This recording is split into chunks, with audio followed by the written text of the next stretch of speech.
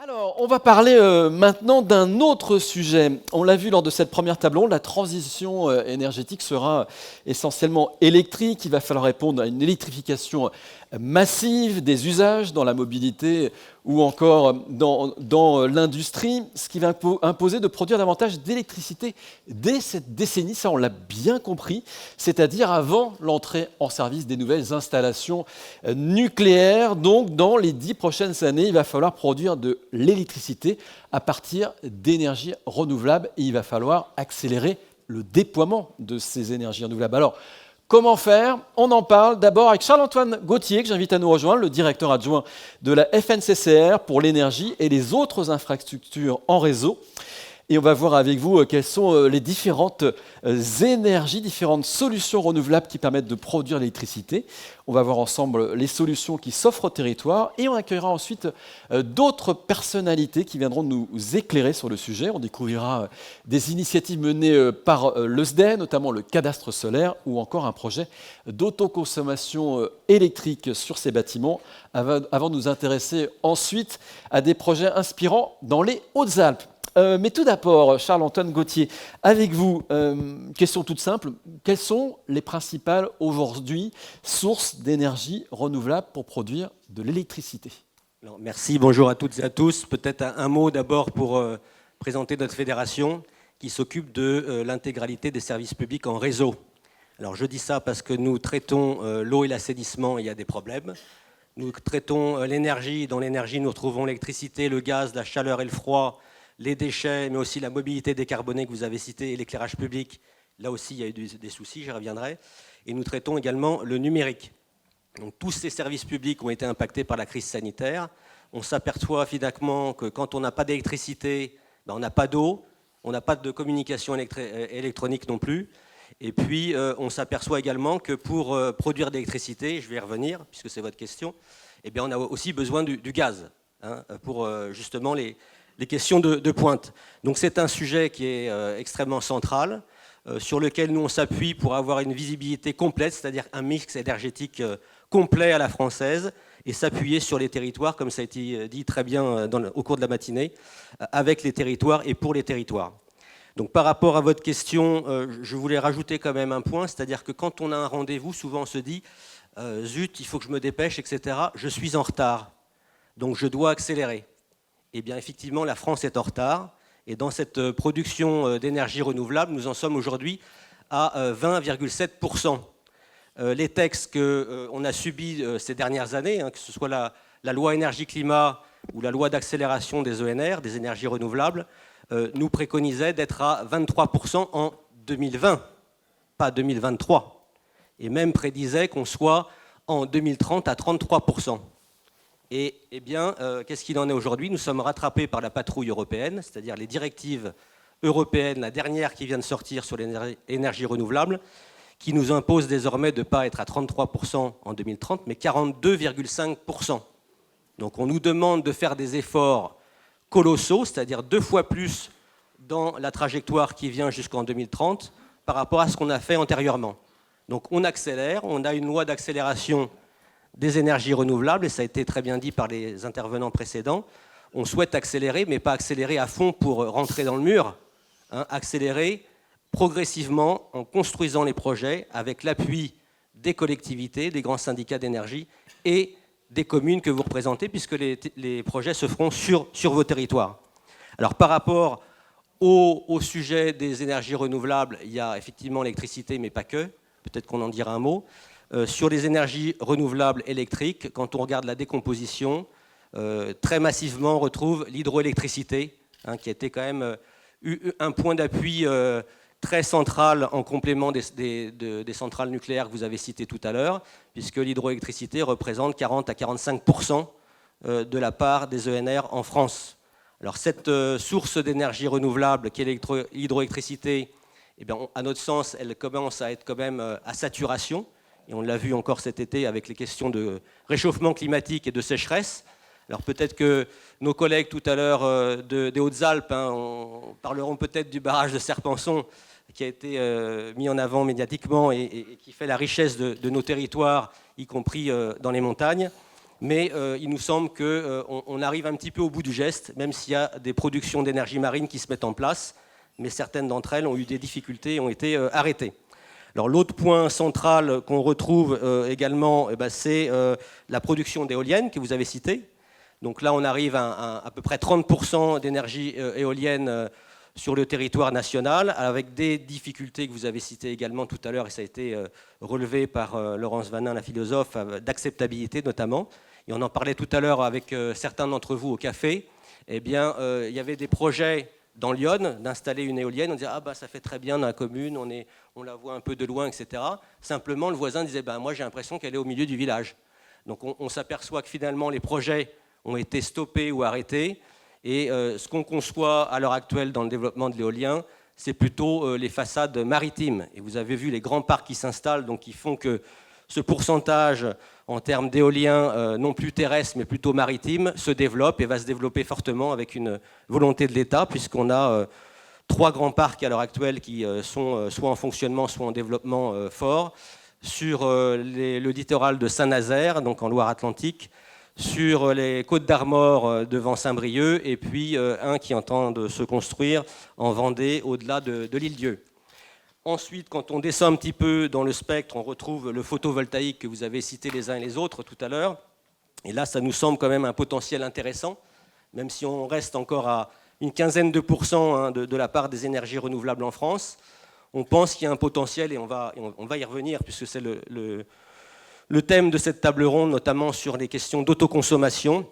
Et là, ça nous semble essentiel à 2 titres, c'est-à-dire de préserver la production locale, de pouvoir faire descendre les factures également. Et vous avez toute une richesse par rapport à vos bâtiments communaux, entre autres, qui permet de pouvoir exploiter non pas peut-être l'agrivoltaïsme, comme on dit, c'est-à-dire d'aller saturer par des panneaux solaires les terres agricoles, puisqu'il y a un gros débat aussi là-dessus, mais plutôt d'essayer de massivement s'ancrer sur les bâtiments existants. On pourra en reparler tout à l'heure, si vous le souhaitez. Et puis au-delà, on retrouve tout un tas de sujets dans les énergies renouvelables, la biomasse, la chaleur, et puis bien entendu, pour nous, c'est important, le biogaz, même si ça reste encore modeste, puisqu'on atteint à peu près 2% de cette énergie renouvelable qui est le biogaz. Et pour nous, il ne s'agit pas, et je crois que ça a été dit par un intervenant tout à l'heure, il ne s'agit pas d'interdire, il s'agit plutôt de verdir et d'accompagner le changement. Et notre fédération s'est manifestée auprès des pouvoirs publics, notamment pour accompagner les solutions dans cette transition pour aller vers du biogaz. Et donc un respect aussi des usagers qui n'ont pas forcément les moyens à l'heure actuelle de pouvoir accompagner cette transition. Je rebondis simplement, si vous me le permettez, sur les questions de précarité. Vous savez que la précarité quand même augmente massivement. Il y a eu ces questions de crise de l'énergie, d'augmentation du prix. Certains ont vu la facture augmenter par 3, par 4, voire par 5. On a des services publics qui ferment, et je pense que vous êtes les principaux concernés. On s'aperçoit au jour d'aujourd'hui qu'on parlait beaucoup des piscines, mais on s'aperçoit que encore aujourd'hui, des boulangeries sont amenées à fermer parce qu'elles sont gros consommateurs d'électricité. Des pressings sont amenés à fermer, voire des coiffeurs. Donc on s'interroge, nous, sur la pertinence de pouvoir continuer sur ces services publics-là, et on s'est manifesté auprès de l'État pour que ça puisse se poursuivre. Mais on a des craintes quand même, puisque les prix de l'électricité, comme vous l'avez dit, et de l'énergie de façon globale sont amenés à évoluer de façon importante. Donc tout ça pour dire qu'on est très intéressé, Président, au maintien des tarifs réglementés de vente qui permettent de préserver, de protéger les usagers consommateurs et les collectivités. On est un petit peu inquiet quand même par rapport aux directives européennes, aux discussions qui se passent à l'heure actuelle, puisqu'on est sur des sujets qui vont certainement être amenés à revoir un petit peu, rebattre les cartes. Mais nous, aux côtés de notre fédération, on essaiera de se battre pour préserver ce niveau de prix de l'énergie. Vous parliez du solaire. Sur le solaire, la fédération est favorable à un plan Marshall. Vous voulez qu'on accélère? Parce que c'est vrai qu'on est plutôt les mauvais de la classe en Europe. Alors effectivement, on est plutôt en retard, comme je l'ai dit au début de l'intervention. On est en retard par rapport à nos voisins, alors soit qui sont fortement ensoleillés, comme au niveau de l'Espagne ou du Portugal, voire de l'Allemagne, qui est un petit peu au-dessus de nous, puisqu'il y a un facteur 5 entre ce qu'on peut faire et eux, ce qu'ils permettent de faire sur le photovoltaïque. Et effectivement, on organise au sein de notre fédération un observatoire sur ce sujet-là, des énergies électrique précisément pour voir comment ça s'inscrit chaque année dans le dynamisme. Et on s'aperçoit que globalement, les projets augmentent de façon importante et on pense qu'il y a effectivement une manne relativement facile à mettre en œuvre, hein, selon ce que vous pouvez faire sur vos territoires, qui permettrait d'accélérer cette partie des énergies renouvelables par rapport au mix énergétique que j'ai cité tout à l'heure. Oui, là, parce que la FNSR publie une revue de projets en cours, hein, c'est un catalogue par région, dont vous constatez en effet que le solaire se déploie. Il se déploie un peu plus vite, mais pas très vite. C'est quel type de projet sur le solaire? Parce qu'en solaire, il y a beaucoup de projets très différents. Quel type de projet se développe aujourd'hui? Et est-ce que vous avez des exemples en tête que vous pourriez nous proposer? Alors, nous avons des exemples, et il y en a qui existent sur Lyon, et je pense qu'ils seront décrits tout à l'heure. Au jour d'aujourd'hui, nous sommes à peu près à 350 000 installations d'autoconsommation individuelle, c'est-à-dire que c'est une dynamique que les gens ont saisie, notamment face à l'évolution des prix de l'énergie, pour essayer d'autoproduire, c'est-à-dire sur leur toiture, et de pouvoir consommer directement. Au maximum, c'est-à-dire si on peut atteindre les 100% d'autoproduction ou autoconsommation, on le fait, et si on dégage des surplus, éventuellement le redistribuer aux alentours. Concernant l'autoconsommation collective, là ça reste relativement plus modeste, et je pense qu'il y aura un exemple qui sera cité tout à l'heure par le SDE. On est autour de 240 projets au niveau national. C'est un dispositif qui s'est mis en place progressivement puisqu'il demande quand même une petite organisation logistique et administrative, et c'est pour ça qu'il nous semble intéressant de s'appuyer sur des structures opérationnelles qui mutualisent comme les grands syndicats d'énergie.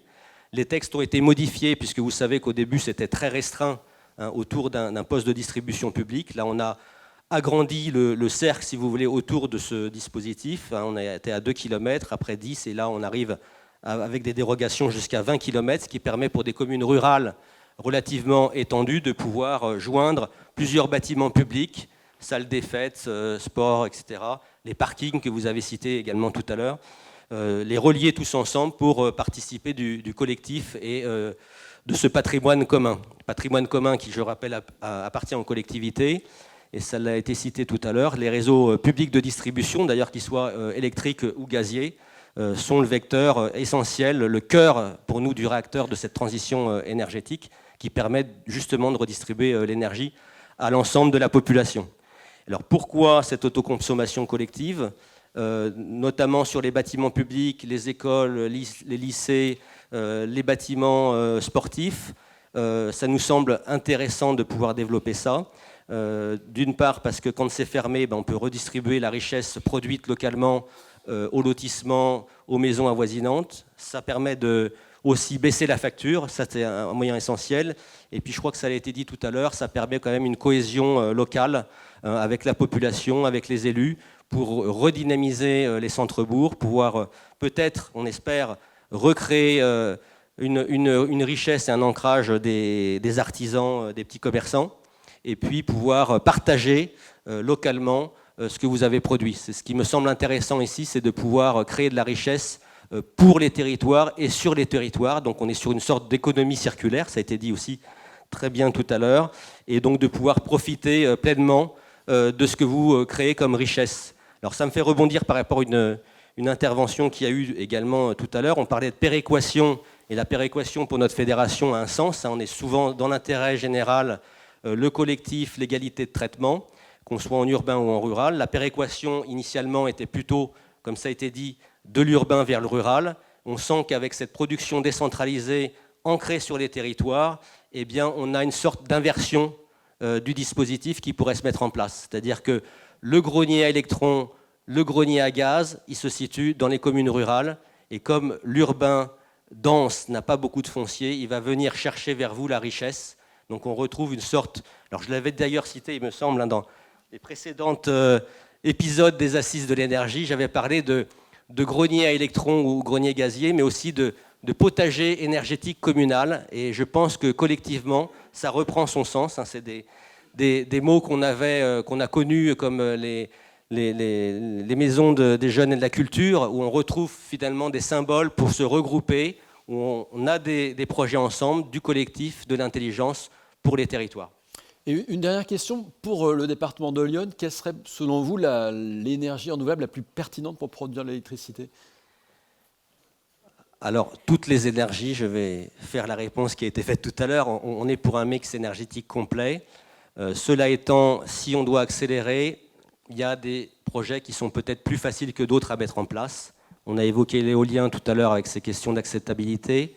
On a évoqué l'hydraulique avec des questions aussi qui se posent en termes d'irrigation, de gestion de la ressource par rapport à la sécheresse et par rapport à l'eau potable elle-même, puisque il y a un plan eau qui est engagé actuellement au niveau de l'État et il est question de rehausser les tarifs aussi concernant l'eau. On a beaucoup parlé d'énergie, les prix vont augmenter, mais aussi l'eau va devenir problématique. Donc du coup, quand on regarde le paysage, on a quand même un gros vecteur, nous semble-t-il, intéressant sur le photovoltaïque, en complément de projets qui vont être présentés tout à l'heure, sur la biomasse, la chaleur renouvelable, bien entendu, et puis le biogaz, sur lequel on mise beaucoup aussi, puisque ça fait partie de la richesse locale. Alors je dis ça, pourquoi? Parce que, vous le savez sans doute, à partir de 1er janvier 2024, les déchets vont aussi être dans une source de valorisation.